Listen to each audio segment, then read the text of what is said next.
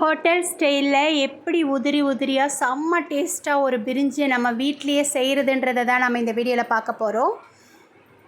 சொல்கிற ஸ்டெப்ஸை கரெக்டாக ஃபாலோ பண்ணி செஞ்சிங்கன்னா உங்களுக்கும் இதே மாதிரியே வரும். நம்ம வெளியே போய் வாங்கி சாப்பிட வேண்டிய அவசியம் இல்லை. வீட்லேயே சூப்பரான பிரிஞ்சி செய்கிறது எப்படின்னு பார்க்கலாம். வாங்க வீடியோக்குள்ளே போகலாம்.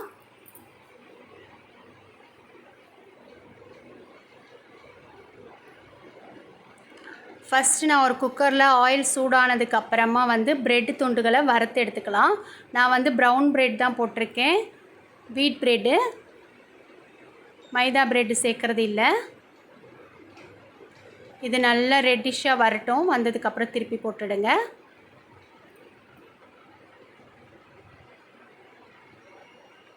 ரெண்டு பக்கமும் நல்லா வெந்ததுக்கப்புறம் எடுத்துடலாம்.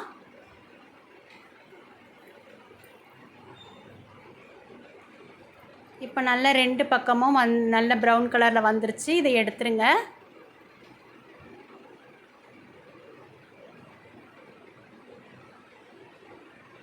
இப்போ இதை ஒரு தட்டில் எடுத்து வச்சிட்டோம். இப்போ அதே ஆயில்லையே நாம் தேவையான அளவு மசாலாஸ்லாம் போட்டுக்கலாம். நல்லா பொரிஞ்சு வரட்டும். இப்போ நான் 2 பெரிய சைஸ் வெங்காயத்தை நல்ல நீல வாக்கில் கட் பண்ணி தனித்தனியாக பிரித்து எடுத்து வச்சுருக்கேன். அதை போட்டு நல்லா செவக்க வறுத்து எடுத்துக்கலாம். நெய் ஒரு ஸ்பூன் போட்டுக்கோங்க. இந்த டைமில்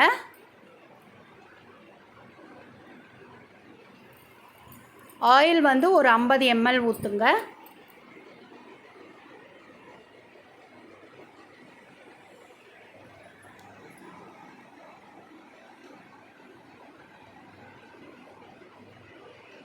இன்னும் கொஞ்சம் நேரம் இருக்கட்டும். வெங்காயம் இன்னும் கொஞ்சம் நல்லா வதங்கி வரட்டும்.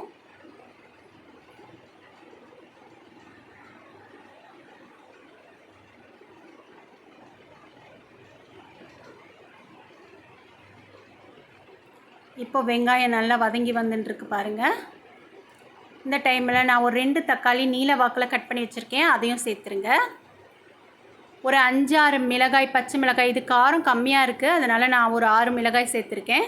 கருவேப்பிலை ஒரு கொத்து போட்டுக்கோங்க.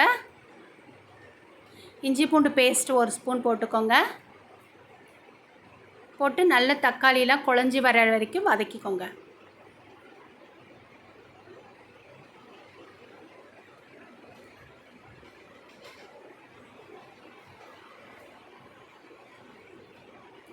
ஒரு கொத்து புதினாவும் சேர்த்துருங்க.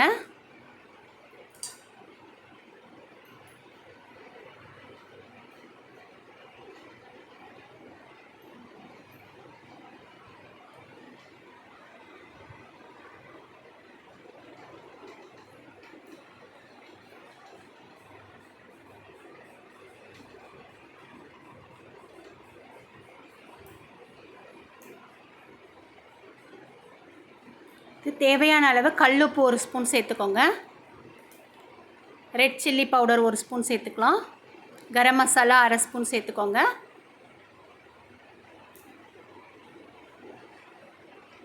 நல்லா மிக்ஸ் பண்ணி கொடுத்துடலாம்.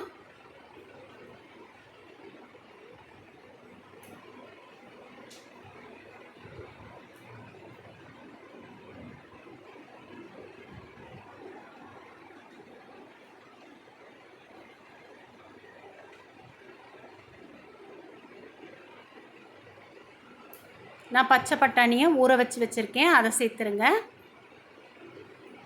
ஒரே ஒரு கேரட்டு கட் பண்ணி வச்சுருக்கேன் குட்டியாக, அதையும் சேர்த்துடலாம். ஒரே ஒரு உருளைக்கிழங்கும் கட் பண்ணி வச்சுருக்கேன், அதையும் சேர்த்துருங்க.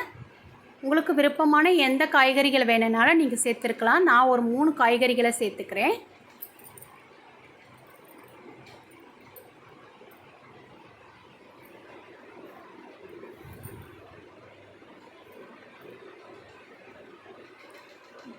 புதினா நல்லா தாராளமாக சேர்த்துக்கோங்க. நல்லா கமகமன்னு வாசனை இருக்கும். கொத்தமல்லி ஒரு கொத்து சேர்த்துக்கோங்க.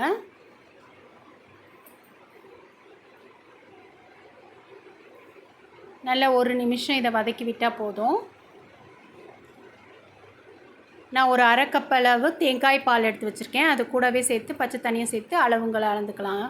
நான் 2 டம்ளர் அரிசி எடுத்திருக்கேன், அதுக்கு 3 டம்ளர் அளவு தண்ணி தேவைப்படுது. தண்ணியோட அளவு ரொம்ப முக்கியம். அதிகமாக சேர்த்துட வேண்டாம். 3 டம்ளர் கரெக்டாக சேர்த்துருக்கேன் பாருங்கள். அதில் தேங்காய் பாலும் கலந்து தான் சேர்த்துருக்கேன். ஹோட்டல் ஸ்டைல் பிரிஞ்சிக்கு நம்ம தேங்காய் பால் கண்டிப்பாக சேர்க்கணும்.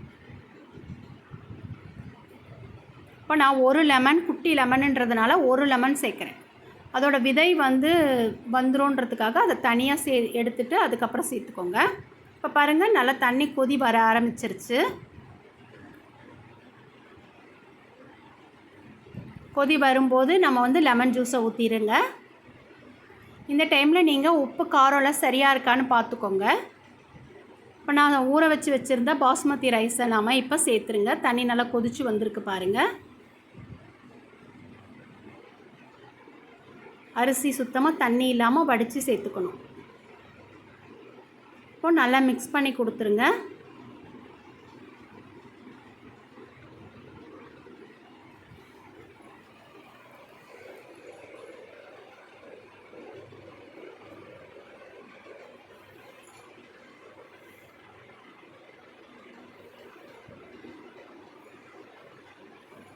கடைசியாக ஒரு முறை கொத்தமல்லி புதினாவை தூவி விட்டுக்கலாம்.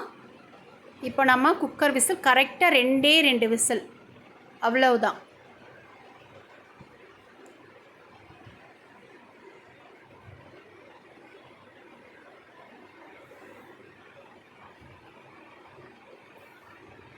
இப்போ பாருங்கள், 2 விசில் விட்டு எடுத்துகிட்டு வந்துட்டோம்.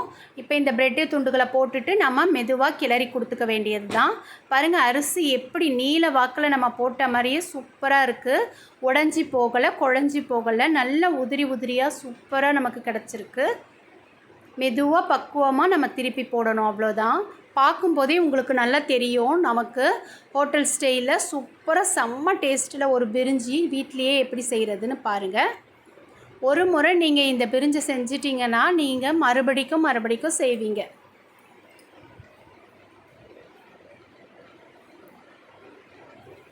நல்லா சூப்பராக உதிரியாக இருக்குது. நம்ம செய்கிற அளவுகளை கரெக்டாக மாறாமல் அப்படியே செஞ்சு பாருங்கள்.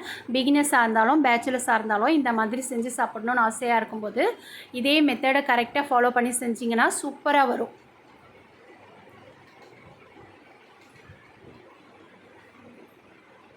பார்க்கும்போதே எவ்வளோ நல்லா இருக்குது பாருங்கள். சாப்பிடவும் ரொம்ப டேஸ்ட்டாக இருக்கும். தயிர் பச்சடி வச்சுருக்கேன். அவ்வளோதான், சூப்பரான பிரிஞ்சி ரெடி.